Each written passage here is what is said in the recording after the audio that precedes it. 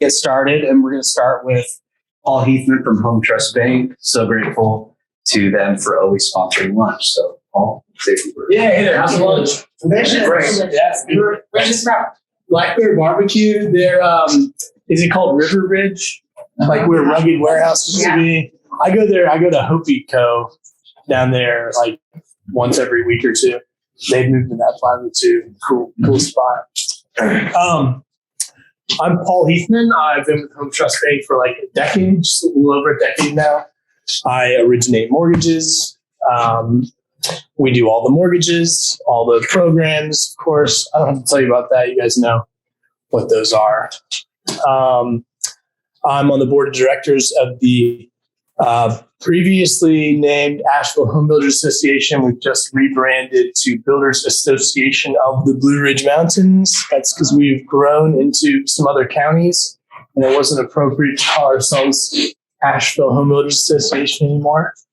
I'm an advisor to Asheville City Council on affordable housing policy and projects.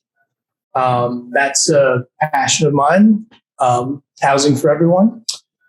Let's see, I'm on several committees here at this organization, affordable housing and short-term rental. And so I love being involved. This is a great group. We have a lot of fun. I am just briefly going to talk maybe a little bit about what's going on in banking right now, because has anyone heard about anything going on in banking right now? So yeah, essentially, if you've heard of Silicon Valley Bank, they bought some long-term investment type stuff, put that in the portfolio, and then rates went up. So if they cashed in on those investments, they would have been underwater. But they were forced to because their depositors wanted their money. So they started to liquidate and then realized huge problem. So they failed. In another related incident, another bank failed and others have done some liquidating. Silicon Valley is a really interesting case because they work in like this high risk industry, right? They're in this tech startup industry. But it was actually like the more conservative part of their portfolio that got them. So I think things have settled down a little bit, but on Sunday night, I think we were all wondering what this week would look like. The collapse of the banking system. Doesn't look like that's what we're looking at here. But the Federal Reserve, as it relates to us, like very specifically to us, the Federal Reserve has been pushing rates up, of course, rapidly, which is what caused this issue with Silicon Valley Bank. And in that, the Federal Reserve, or the sentiment would be that the Federal Reserve is going to back off a little bit. They're going to stop so rapidly raising rates to fight inflation. So this week, mortgage rates have fallen because the market had already packed in some interest rate hikes that the Fed said they were going to do. So like when it comes to your home equity line of credit, prime or credit cards, that stuff's like when they move it, the day it moves, like it jumps up exactly. But mortgage rates aren't like that. They're speculative. So if the Fed says we're going to raise rates in a month, a quarter, and the market kind of goes ahead and bakes it in, right? Because they know it's going to happen. So anyway, that's why rates have fallen. And honestly, I think it's pretty substantial, almost a half a point this week, which, is hundreds of dollars on a $500,000 loan, for example, or maybe 600,000 or 700,000. But so yeah, it's great, but they're still in this situation of wanting to fight inflation by increasing rates, assuming that works. We live in a new world now, and nothing's proven, and that's the only lever they have to pull. So no one really knows, but. So now they're caught sort of in this situation of still wanting to raise rates to fight inflation, but then also like, could it negatively impact the banking system to do that? So does anybody have any questions about that? Anybody have any comments about anything they've heard or? Well, I'm the bank from here. Yeah. Everybody go to the bank as soon as you can. Don't do that. I will say for Home Trust, we are, community bank. Our portfolio is very diverse. We invest in local businesses. We invest in our portfolio of mortgage loans, right? So these are people in houses. We don't have the same high risk type of portfolio that many banks do, but especially like what these tech banks do. Let's see, the FDIC insurance fund is what's being used to cover the Silicon Valley Bank's depositors. They're not bailing out the stock, the investors, right? If you had stock in the bank, you're out. But if you had money in the bank, even above the $250,000 that is guaranteed, the FDIC is guaranteeing those funds. And the reason they're doing it is so we don't all get freaked out and run to the bank, right? It is true that if everybody runs to the bank, banks have investments out. We would lend our money out to people who we help buy houses, right? So we could get the money, but it can't happen that quickly. So that's essentially the deal. What are the rates now? Would they go down to? I would a 30-year fix is in the middle sixes, low to middle sixes. Of course, it depends on loan to value and credit score quite a lot. So there's kind of a range there. ARMs are in the fives. Some of them 5.375 even. I saw a sheet yesterday. So that's a portfolio loan for You us. see buyers get more loans with more arms now? Yeah. For both purchase and construction, ARMs are really, really popular right now.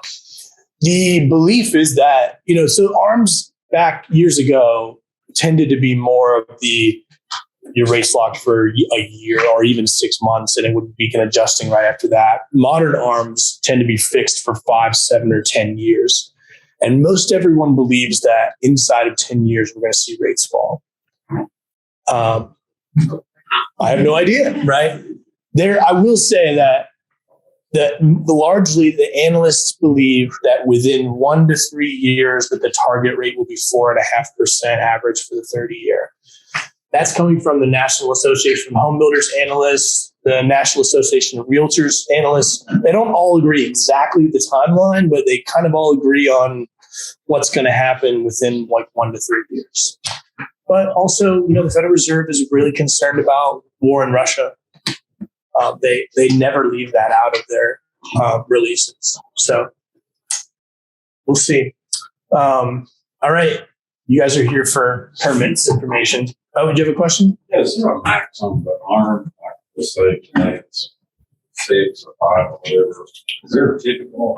Yeah, there is. Exactly. So, nobody who gets an arm expects to have it and allow it to adjust, I'll say. So if you get a 7-year arm, everyone's planning on selling, paying it off, refinancing, whatever inside of that 7 years. But if you didn't, there are caps in place. Most of them are 5 to 6. That's the first adjustment could be as much as 5%.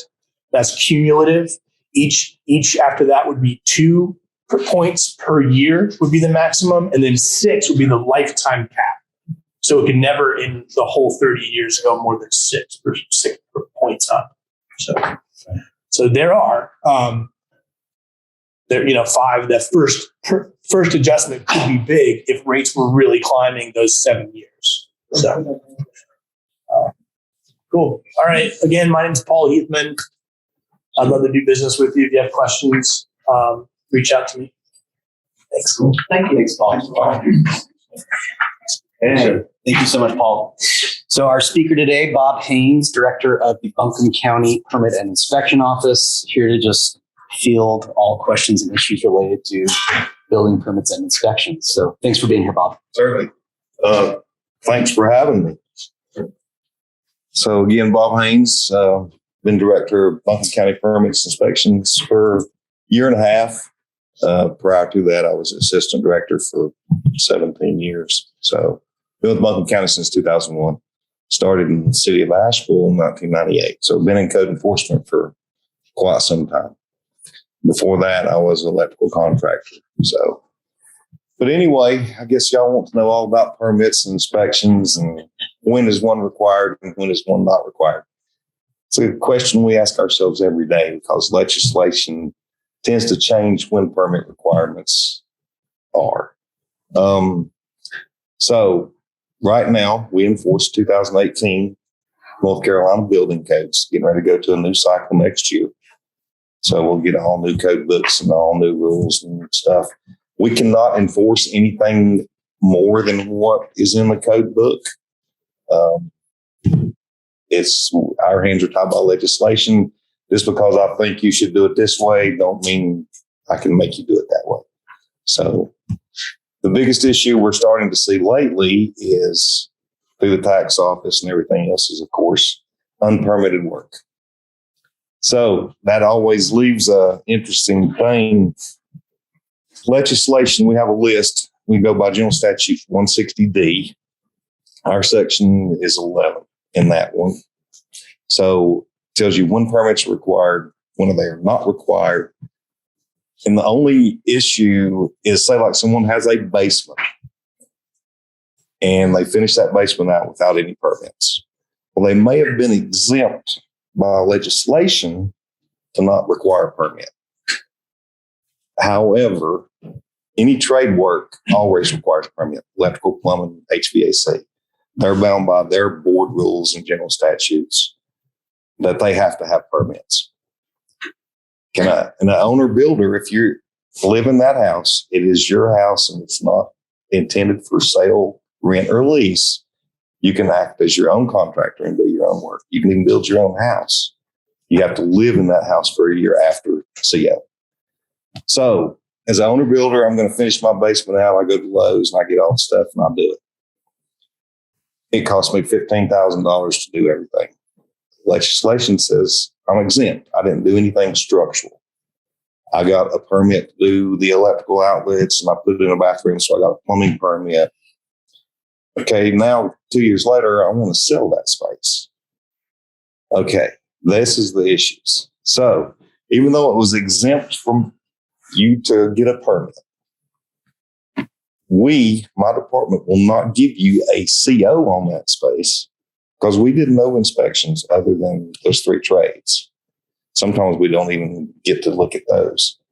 So we can't do a CO because we never issued any certificates of compliance. Each inspection, if you pass it, that's a certificate of compliance.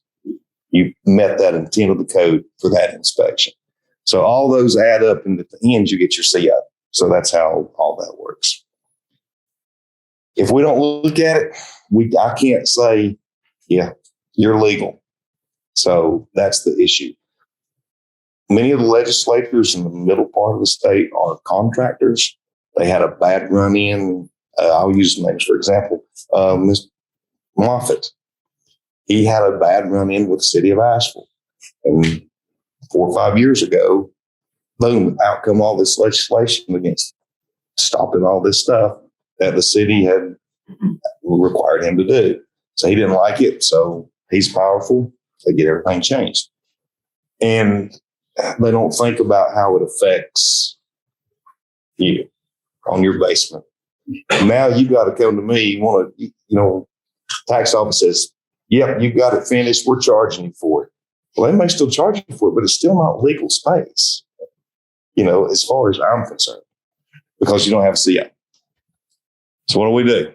You can come in, you can get a building permit, and it all depends. Some things we can see some of the framing, on the backside where somebody built a wall and they didn't have to put sheetrock there to cover everything up. We can kind of get an idea of what the framing, they got insulation, what it looks like. Hopefully the trade work was permitted and inspected, so that's not an issue. So that's what we do is we do the permit, and then we can say, yep, here's your CO. So then you're pretty much legal for that side. A deck. If you have an existing deck and you replace the walking surface, the pickets, completely exempt. Do not have to have a building permit. And that, I don't have an issue with that because everything you buy at Lowe's or Home Depot, whatever, you're not going to buy the bad stuff. It's just when they start trying to get into, I seen it on HGTV. I don't want all these pickets in my way. I want to have all these picket spaces.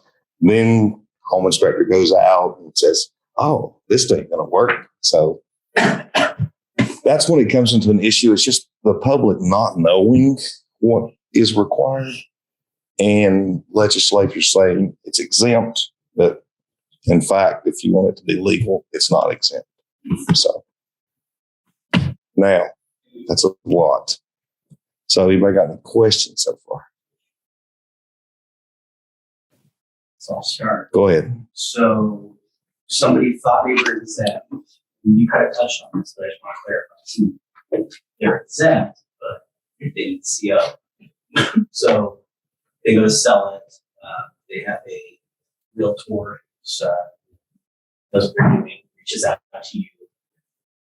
At what point will you have to tear it out versus issue a retro permit? And Right. And you kind of answer that. I just want to clarify. Yeah, it's basically in if we can see a lot, the homeowner's willing to work with us.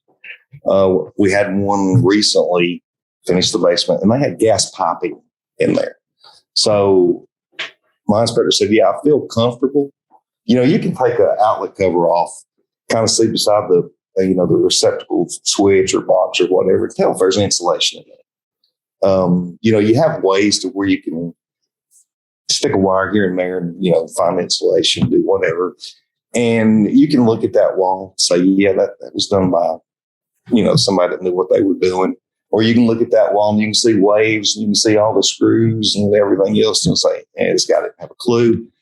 So it makes you look harder, So, but on the gas piping one, he said, I really don't feel comfortable because that is serious, right? Cut that sheetrock wherever that gas piping is, so I can see what material it is, see how it's ran, and stuff like that. So, and the homeowner said, yeah, no problem, and then you get something that's going like, screw you, man, I ain't doing it, and then you just like, okay, walk away, so we have those, but yeah. I'll ask the banking gentleman, how do you do COs? Do you require CO? Yeah, like in the construction loan, we inspect, disperse, and we hold 5%, maybe it's just 1% until we get the CO. And then we'll modify, from a construction, which is essentially line of credit, into the mortgage that we closed on and planned for, a year. Yeah.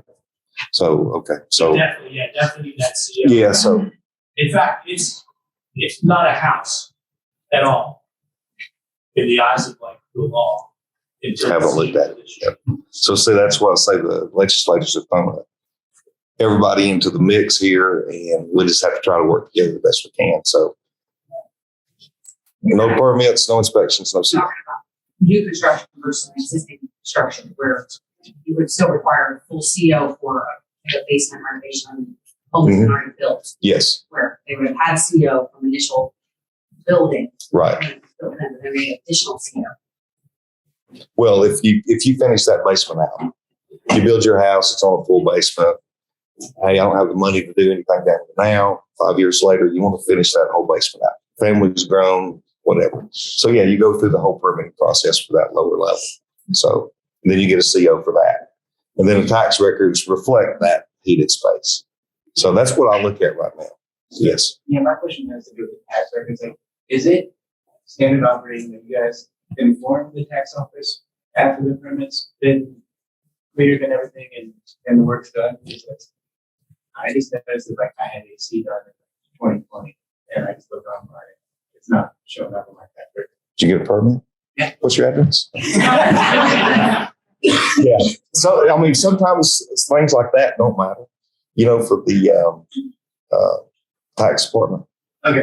Yeah, building permits is typically what triggers those because it deals with heated square feet or some kind of a deck or outside structure or something like that.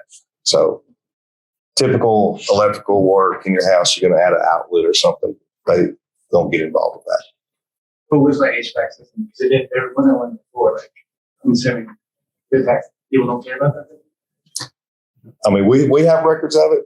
Yeah. So if it was ever questioned, we have records. Okay. But yeah, I mean, like on tax records, you'll look and they'll say no AC or heat only or something. Exactly. So yeah, just contact them and say, look, I've got AC, and then they're going to say, okay, we'll see you here soon.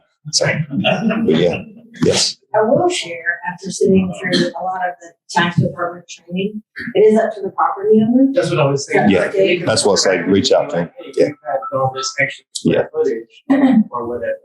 Buncombe County has improved their tax department website. It's very easy for the property owner to go in, select what you've improved, and then it starts the Yeah. process, and then they'll come back to you. Yeah. I was wondering if I It's should the like same tell thing. people as a matter of course, like, hey, after this work's done, make sure they update the website. Like, should I tell them? I would tell the tax department. Yeah. Yeah. And then that way it's on the tax records. And when you go to sell it, it is listed, so.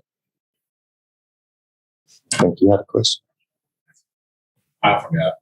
Oh, So can we assume that your management process is similar to the city of Asheville and surrounding counties? our rules and regulations should be the same throughout the whole state of North Carolina.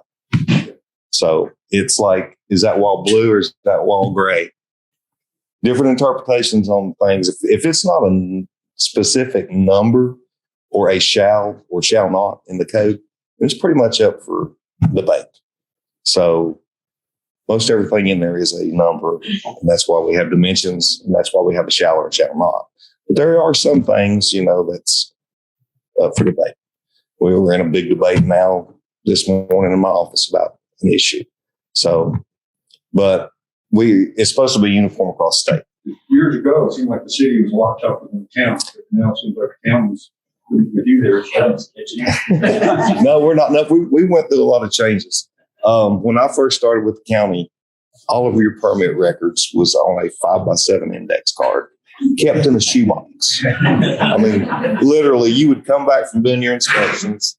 You would go through the right shoebox, whichever it may be labeled, A through F or whatever. Search for that little index card that had your permit number on it. Back then, it was like a D for a dwelling, whatever the number may be. Pull it out, write down there what inspection you did, put it back in there, and go to the next card. So now we're all electronic and submit your plans electronically. We never even used to keep residential plans. So if you built your house 5 years ago, there's no record of any plan, none. Hopefully the builder would have kept it or the homeowner, But now it's all electronic. We keep the building plans that you submit. So that makes it a lot easier because I get phone calls all the time. Hey, do you have a set of my plans? When was it built? 1927. More like, no, sorry, nobody's going to have that one, so. But we've made great progresses in electronic plan review, electronic submittal. Don't even have to come to the office now. I mean, you can email your application in, we'll process it. So get it done that way. And we're getting ready to launch online submittal of permits. So we were revamping our website too, because ours is a little outdated. But yes. I was curious, Bob, at a project I did in grad school, we had this infrared gun that you could shoot at the wall and Mhm. big temperature difference inside and outside. You Right. could see where the insulation is. I was wondering if you use that or if you have any other interesting technology. No, we don't use that. So yeah. Any other technology y'all use that's Ours is pretty much old school. I mean, we do have if somebody does a masonry foundation wall and they failed to get an inspection on the rebar requirements or something that's in there. We do have a metal detector that'll reach through all of that, and so we can do that. So, yes. Okay, so They have a buyer, we're looking at a house. It looks like the basement was obviously renovated. Mhm. Can't find any permits. See, the tax record is correct. Correct, as in, As in the square footage matches, like, okay, it's added the basement Mhm. as square footage. Yep. But can't find any permits on it. I guess best practice, if they don't follow best practice, what are their risks and how do they? yeah, I get complaints all the time, especially when we have a downturn in the economy. I get a phone call that says, yeah, my neighbor, they finished their basement out 12 years ago. And they've had a little dispute or whatever. I'm going like, man, it was 12 years ago, Yeah, but I helped him do it, so I know he didn't have any permits, I mean, seriously, we get stuff like that all the time. So I'm going to call you and say, hey, did you get any permits to finish your basement out or not? Whatever. You may or may not have, I don't know. But first thing I do is I look at the tax record. And before this whole reevaluation thing went in and the current process, if it said you had 1,200 square foot of heat in the basement, I'd go with it because I don't have any way of knowing yes or no because our system only goes back to 2003. And by records retention, we're only required to keep information for 6 years after the CO on residential projects. So we keep those, but like before we didn't have any plans. So if it was done prior to us even going 2003, 2004, we don't have any record. So I rely on the tax department's information. So that's correct, then I go with it. I mean, I don't have anything else to dispute it with. So your records only go back to 2003. yes, that's when our current system that we're utilizing now. That's when we actually went with electronic stuff, keeping records. We got rid of the index cards. So Bonfire. I'm sorry. Big bonfire. Big bonfire. Yeah. Well, we were limited. We couldn't get rid of any documents there for about 4 or 5 years. So anyway. To assume, which I don't ever do, but we've hired a licensed contractor to do work. We assume they've got a permit if a permit's required. Mm-hmm. So Do they always get a permit? no, they do not. I would say that we probably permit of all the work that's done inside of Buncombe County, including City of Asheville, Town of Black Mountain. If there's, I would say that we probably end up permitting 70 to 75% of all the work that is done that would require permits. So, and I hate to get the calls where people pay somebody to do something like you're saying. They didn't have a permit and then, walk out halfway through the project. On our website right now, you can go into our online portal, type in the address, and it'll tell you first permit, or if there was even existing permits. So. I'm in Madison County. So Okay. I can say what I want about. Had the house built back in 2005, unfinished basement above ground. It's a 2-car garage plus unfinished basement space. There was electrical outlets in there. There were AC ductwork in there, and we had it plumbed for a bathroom. I hired licensed contractors to finish it. Right. Would a permit be needed in that case for the plumbing? Any trade work, yes, Any trade work. is always required. So yes, I mean, if you have an existing water heater, you change it out for the same BTU, like for like, no, that's exempt. Gotcha.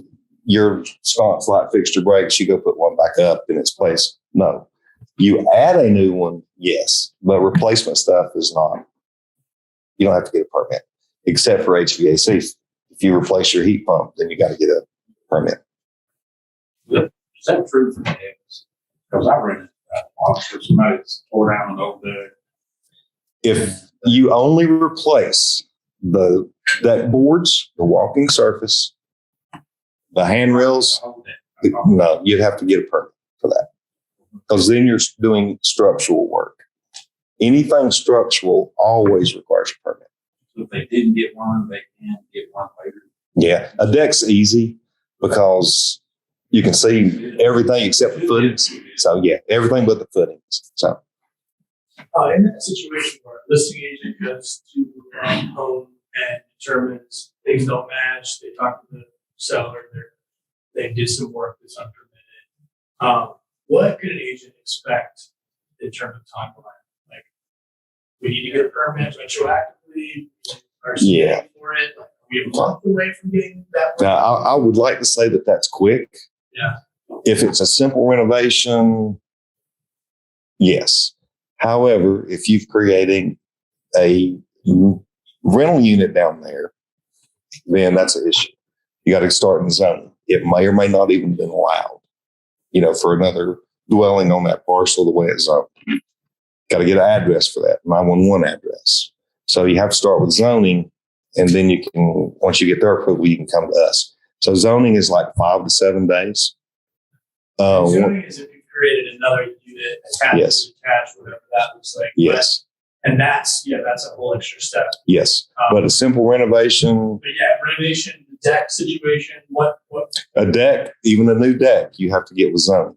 Because yes, any new work on the outside, you have to go to zoning, get their approval. And also if you're on septic, you got to go through that process too. So what does it look like to go to zoning? Is that you alert them, they visit the property, Yeah. or so? And they're going to say you need to apply for a site plan review. Submit a site plan review. It's a SPR is what it's called. So you submit your plans electronically, what it is. They say, okay, it's zoned open use. You're good to go. You come to us. We're going to say, you're on a septic or MSD? Septic. Okay, we need to know make sure you're not building over your septic lines or your septic tank. So that's another delay because there's 6 to 8 weeks on inspections. So we're talking 90 days minimum, really. well, but if you're MSD, it's just a phone call and they're good. Everything's out back or out front, whatever it may be. You come to us, apply for it. Within 2 days, you can have your permit. What's the cost associated with that? It's all in our fee schedule. If you're just replacing your deck, if you're doing a whole renovation, it's, a certain square foot. I can't spit those numbers out. I don't. The computer does it for me. But we have a fee schedule online. Okay. A new house, 1,500 square feet is $500. The renovation's the same. Additions are the same. That any heated square feet is based off of that. I want to say a deck is it's either $100 or $150. One of those two. It's more time. Yeah, it's more time than money. And so, but a simple renovation don't need zoning approval unless you're adding another unit, and their zoning's definitions and building code definitions are a little different. You hear the term ADU. That's a zoning term. That's not a building code term. A building code term for ADU to me is another dwelling unit. It ain't no accessory. It's just another dwelling unit. So yeah, they just make that up to make it sound good like everything else. And truly that's all it is. It's just another dwelling unit, whether it's attached or detached, whatever it may be. So all of our rules apply, nothing special, same requirements. So as far as installing new septic system, that's a separate department. Yes, that's environmental health. Yeah, that's Yeah. all different. Yeah, yes. We intake all their applications and everything, process all their monies, and then send it to them. So,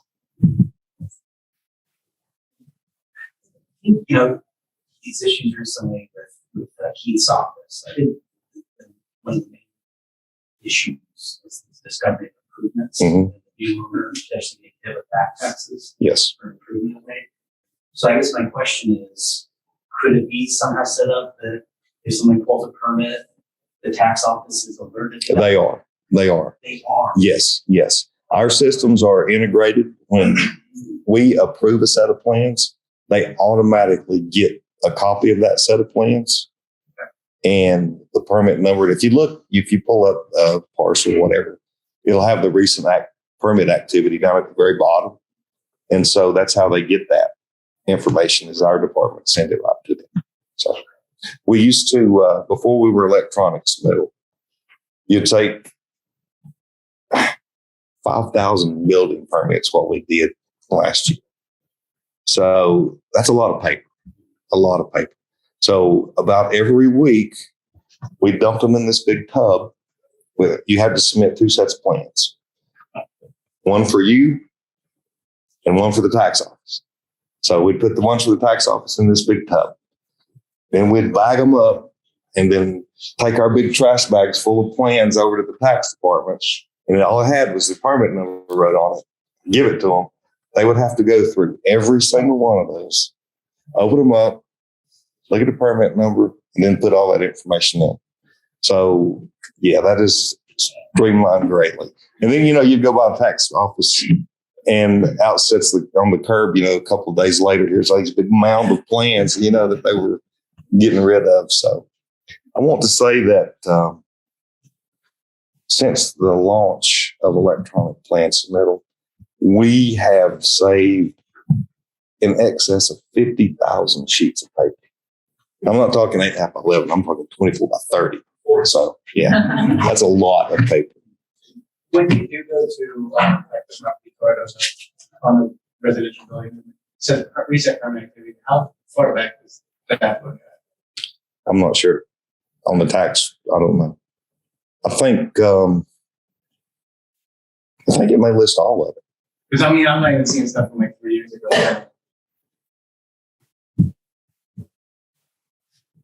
Or go to our online portal and put in your address and see if there's any. Yeah, it's a different portal. If you go to just the Buncombe County website and then departments, permits, and inspections, you can scroll down a little bit and it has our online portal. And you can click there, and you do not have to be a registered user or anything to search for permit information. So, You had like this on roofing. I know over the years, commercial stuff might just a regular roof and say, you got to have a permit. And residential, you didn't have to have it. Whereas now, right? What's the latest status on $20,000? Okay, so okay. If you're changing your shingles, asphalt to asphalt. What about asphalt and milk? That's a different material, so permits required. Okay. So, but if you're changing shingle to shingle, right, and it's $15,000, you're exempt from a permit. What about membrane over old tar and gravel? That permit? Commercial? Yeah. So yeah. Anything commercial is. Well, actually, no. So legislation changed that. So if it's that $20,000 threshold for re-roofs. So, well, no. They actually put it in there to where it's like 3-year period on this building or something. So, yeah. But they handcuff us sometimes and keeps us confused. Pratt Whitney, everybody knows that building. That's considered a factory. They are completely exempt now from having any energy requirements whatsoever. They do not have to put one drop of insulation in that building if they choose not to, which is ridiculous. No, that's what legislature said. So if you have this commercial building right here, if it was a storage building, you can build this whole frame if it's storage without any insulation whatsoever. So why you would want to, I don't know, but it is allowed. So they do things, and then all of a sudden we got to have all these stricter energy requirements. Well, let's have them, Don't keep letting people not put any, so. But yeah, it is interesting with general statutes, the way that they change all the time. We're constantly keeping up. At least 2 to 3 times a week, I'll go to the General Assembly webpage. In the text, I'll search building code. And what pops up, this long list, of the items and stuff like that. One thing right now is like the Sawmill Act. They want people to be able to use rough sawn lumber, without a grade stamp or anything like that. So, okay, that's fine. I mean, houses in the 1920s, that's the way they were built, what's the moisture content? Who's certifying, what even the species is, so. But I mean, that's fine. If they want to go that route, that's what we'll do. That's been changed to now rough stone. Not yet, but it's out there. So thought it was you build lumber off of your property. For your house, you Your can. own house. Yes. Yeah. Exactly. Yeah. We get people calling in. Yeah, I did it. You'll look at the tax pictures, the aerial pictures. And as far as we go back 2002, there wasn't a tree growing on your property. So how did you log it off of your property? So yeah, we have, it is interesting, some of the phone calls we get. Especially again, like to HGTV, people wanting to build stuff, hemp houses, houses out of straw, just unconventional construction. I mean, yeah, we have provisions in the code, for stuff like that. So and how many yurts does everyone say? What about storage containers? Are you saying that's one of your good purposes? The storage containers aren't bad. The issue with the storage containers is when you frame it out, you put your ceiling in there, because you got to have your insulation, R38. So you don't meet the headroom. So a lot of those are typically axed out of the way because they don't want to do that. But as far as putting windows and doors in a storage container, that's no issue. I mean, so. Yeah. There's a proposal in North Carolina General Assembly to increase the standards for building, like in a huge, R60, for example, is one of the biggest changes. What do you think about that? The builder associations. Oh yeah, they're always opposed to it. I'll say that the associations are opposed to anything, basically. Well, yeah, let's put it this way. I get people coming into me all the time saying my house is built to code. That's a code built house is the least safest, least energy efficient home that you can legally build. I mean, it is. The code is the bare minimum. We have people that build above code, a couple. Why do they not build above code? Cost. And that's what the home builders are always against, is cost. For them, it's funny. We'll see permit applications come in all the time, whomever it may be. Yeah, they'll put the value of this house down as $200,000.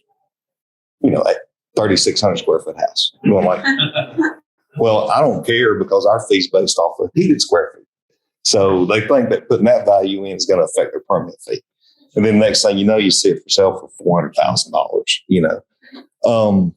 It's the bottom line for the home builders is one of the biggest lobbyist groups in the nation. Will our energy code go through? No. What's proposed? No, it won't go through. Because they proposed it unchanged. So to put it this way, we're under the 2020 National Electrical Code. That's the National Electrical Code.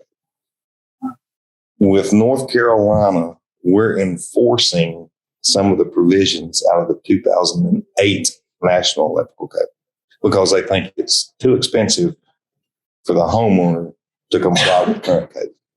So that's some of their thinking. Yeah, I'll say I was listening to what I think are the greenest builders in the area. Mm-hmm. So really innovative, tight end, all the way around. They do a really good job, and even them are saying, it's about yes. Yeah. They my upper management approached me. The city of Asheville has, if you build a house that exceeds energy requirements, whatever, I can't even remember what that little group is, they'll give you a rebate for a green built home. Yes.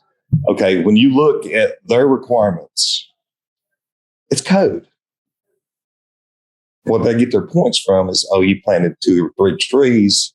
You did this, nothing to actually do with energy efficiency, but it is habitat that provides that, for the shade. Whenever that tree gets mature, that'll help with that. But the code requirements, the R values are the exact same as the minimum requirements. So, I know they do blower door tests to Yeah. check it as well. we and all the code requires is a duct leakage test. So, and we have our mandated minimum solar heat gain on the windows. So if you actually did a house correctly with fiberglass insulation, it's going to be well done. It's the issues when you get different contractors doing it. They're going to, we ain't going to use that. We're going to use this blown in, not the spray, but the fiber blown in stuff. Yeah, that's fine.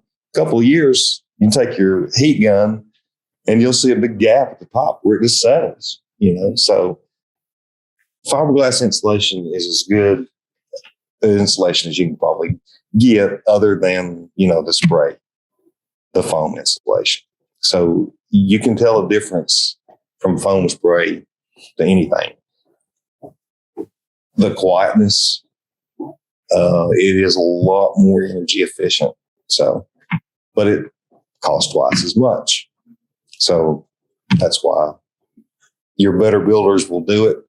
The other ones, it's just hey, get them in, get them out. No, we ain't going to do that. So, yeah, a lot of the larger tract builders, we don't have really many issues with our local builders. It's the community. They want to make sure it's done correctly. I ain't saying the big tract builders don't either, but they're there for the money. Of course, everybody else is too, but they're there for the money. But they live here. And if I build your house and I see you at Walmart, say, there's that son of a gun that screwed me up. We don't want that, We want to say, hey, that guy helped build my house, So, Yes, true. Our builders, or at least the ones that members of the association, take a whole lot. They do. Yes. Yep. It is the tract builders that throughout the state have issues with. The mountains keep it away. Yeah. I mean, it's just like, and they're the first ones to complain to, we're governed by the Department of Insurance, Office of State Fire Marshal. So, and they're the first ones that complain with the Department of Insurance. Hey, Brunswick County can't keep up with their inspections. We're 3 days out. We can't wait that long. So General Assembly will say, oh, okay. Now, y'all only have 2 days to do an inspection. Well, what they failed to tell them is this tract builder, say we have 10 inspectors. I'm going to limit them to 150 inspections a day, because 15 for 10 people is a lot of inspections. They'll block out all the inspections because it's online schedule. So now you can't get your inspection because there's no available slots. 2 hours into the day, you say, I'm not ready. I cancel half of those. So I still can't get your inspection because it wasn't scheduled. And then they call and complain, they're 3 days out. So there's always a backside story that you never hear. It's only, they're so far behind. And another legislation about turnaround time for approval of plans. Actually, not even the approval of plans. It's one that's right now. When you submit your plans to my department, I have 21 days to provide a decision, either approve it or revisions required. You get them back to me.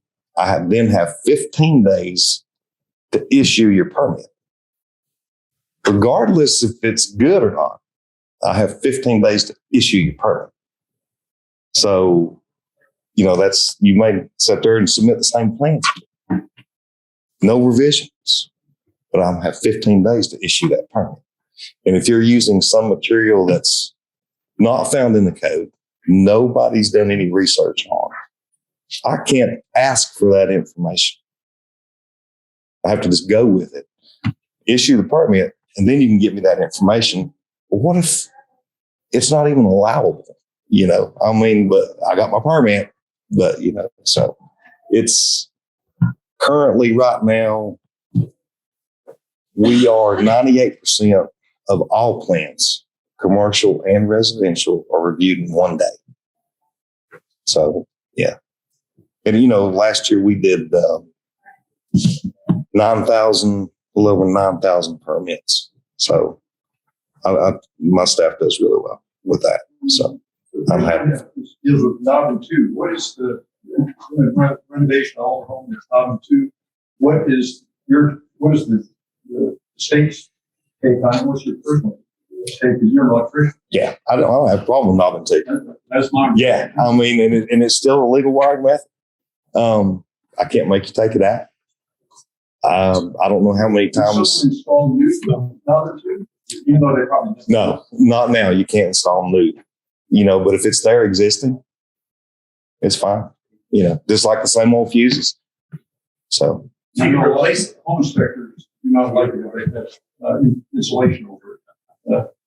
I don't know how many times I've taken a piece of regular Romex, stripped that outer insulation off of it, slid it over some knob and tube, and then a squirrel ate up in the attic, just to insulate it, and black tape the ends as far as you can go, or even making a splice onto it, So used to do a lot of work in Kimberly back in there, Manor Inn. I actually rewired the Manor Inn when they did it.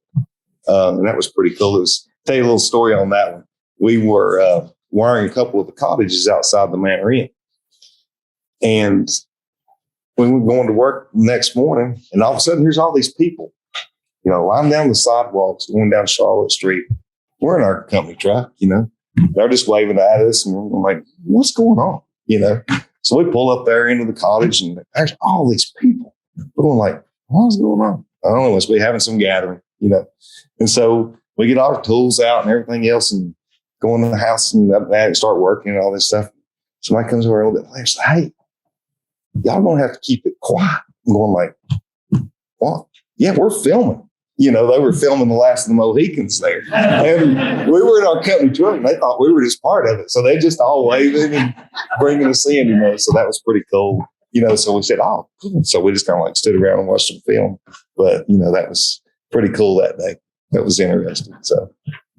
I lost some Mohicans here drill in the background. Yeah, that's because they took the whole front of the Manor Inn. And that was one of the scenes, one of the villages, that they created. They had a blacksmith shop and all that stuff. So I had that blacksmith shop.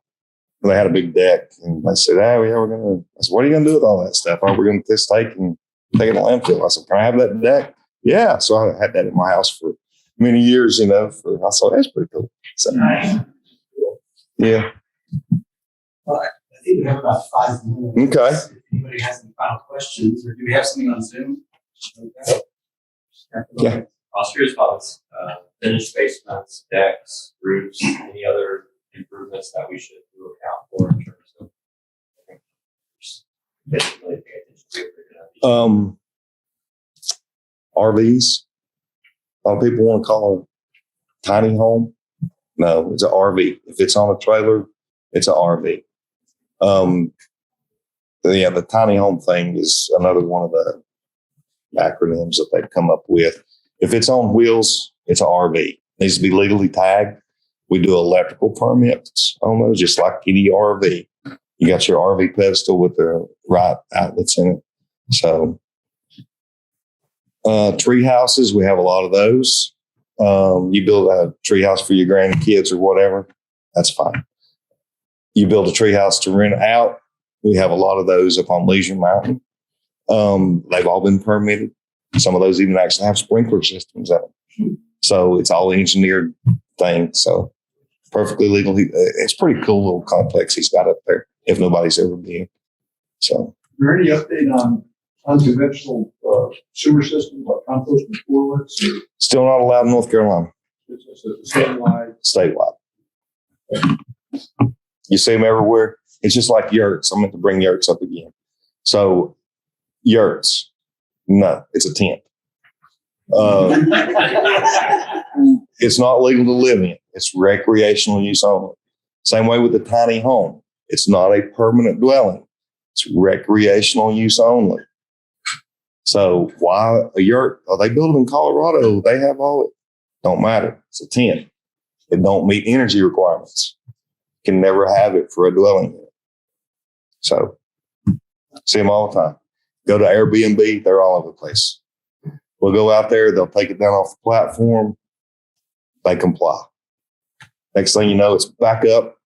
They got power running into them. One of them that has a slide coming down all the loft, so. But yeah, and it's easy to comply. What do I have to do? Remove the power, primitive structure. Okay. You can leave a primitive structure up. It's exempt from building code. Once you put power in it, no, it's got to comply. So you're saying a tiny home is on wheels, but someone can easily build a 200 square foot stick-built home. Yes. That's, right. Even though it might be referenced as a tiny home, it's really not. It's just a small. It's just a small ADU. An ADU is? There you go. Yes. Is there any obligation for home inspectors or other tradespeople if they're in a house and they see they're somebody was drunk, let me put this in. Is there any requirement for them to call you guys up and be like, look, this is bad? Or should they? They typically don't, but I've had calls from contractors, very few. Mm-hmm. Hey, I got this permit to rewire this person's basement. I went out there, man, it's a shamble. I ain't doing it. Take me off that permit. I'm not going to be, because when we go out to a house, we go like this. I'm looking to see what you do. And then I'll leave. Seriously, that's our rules. That's the way we do it. Now, if I walk in and I see wires hanging out of the wall with one you need to kind of do something with this. Or if I see a bedroom in a basement area that don't have an egress window, I know this wasn't permitted. You need to do something with this, So I had one that was found on tax records and they were renting the basement out. They actually purchased it that way. Superior walls, no egress windows in the bedroom, but we were able to open up a wall and get, the requirements met, a way that, they could keep it. But yeah, it can be dangerous sometimes, so. Closed cell and open cell. Mm-hmm. Closed cell in basements because it's fire retardant, or is there? It's not till you spray it with a covering. It's just like all the packing that comes in all your Amazon boxes. You dump out all them peanuts, there you go. If you light them, they're going to burn and melt. But you have to spray it or cover it with a sheetrock or one of the requirements in the code that says you have to cover it with. It's called an ignition barrier. So, while our property inspector is required to report if they see an issue with the house, they don't need to go about. No, they are not. And they're also not allowed to cite code references. So had one the other day that I knew the gentleman. He's actually another Buncombe County employee, sold his house.